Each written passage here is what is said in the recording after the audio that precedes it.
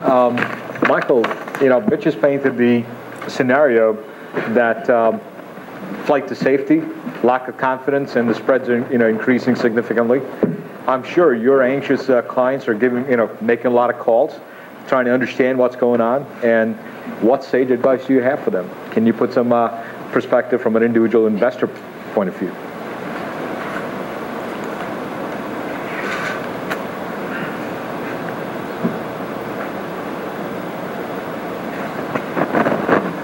Good morning. I'm going to go a little bit back to what Dan talked about, and then we're going to talk about process.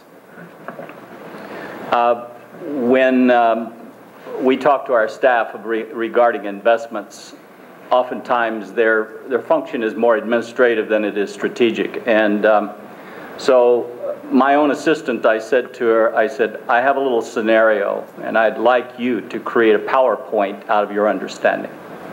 So I didn't create this PowerPoint, my assistant did. She's not in finance. I wanted to see if she could actually understand one of the ingredients. So I'm using one slide, and we're going to talk about that. We've talked about it in an academic fashion. We've talked about it in a real fashion as it relates to the fear factor that's affecting every type of an account that you can have. But let's start. It may be a little washed out, but to go back, we're missing part of the slide, but at the top there should be a home buyer up there someplace. So we're at the very top right. It's missing. All right, see where the right arrow is there to the mortgage company? That's the home buyer. And we all know this process. Most of us have mortgages, and we've been in this situation where we pride ourselves on paying our bills. But in 1977, there was a federal act, and I think the reference to it was called the Community Reinvestment Act, 1977. You may be familiar with it. And this was basically to instruct mortgage companies and banks to say, you know what, we have to start investing in our lower income community and providing for them the opportunity to get financing on homes. So it began. So this is a long time. This whole concept of taking and creating this financing, he called it collateralized debt obligation, and there's been things called collateralized mortgage obligations, and this has been around a long time. But in about 10 years ago, under the Clinton administration, there was a push to step this up to another level. And because the investment community was looking for opportunities to enhance yields, they had some very, very, very bright capital markets investment bankers step up and say, we can enhance this process, this collateralized mortgage obligation, and step it out beyond the Ginnie Mae process, the Fannie Mae process, and the Freddie Mac process. And so therefore his scenario where you're creating capital that goes to the mortgage company, they in turn buy back these huge investment banks, and we all know the names. They used to exist.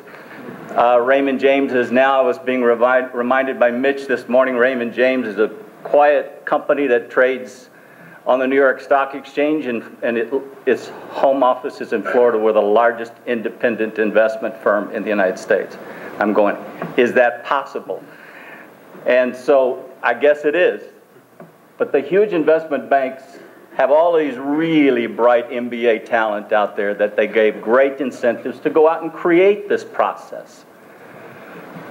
Well, in the street, we have all kinds of vernacular that would have been interesting to put up here, that his student came close with all the strange configurations of tranches. And so at the top of those are AAA rated, and you get down to junk. They got creative to when to spin off the junk. But here's the problem. Who do you sell these things to? And who's immune? Banks own these. Mutual funds own these. Insurance companies own these.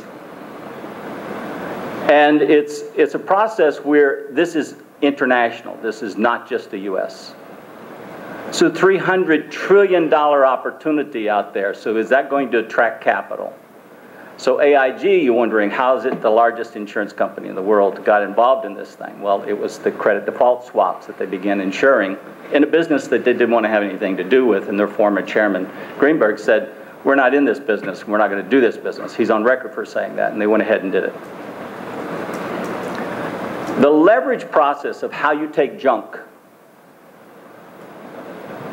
and make it AAA rated. Some people, to be nice, are calling it creative financing.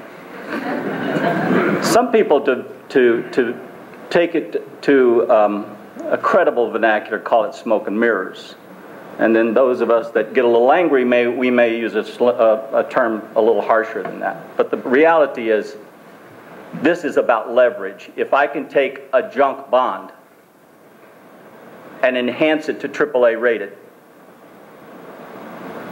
that's leverage. I didn't borrow any money to do that. I just had creative financing to do that.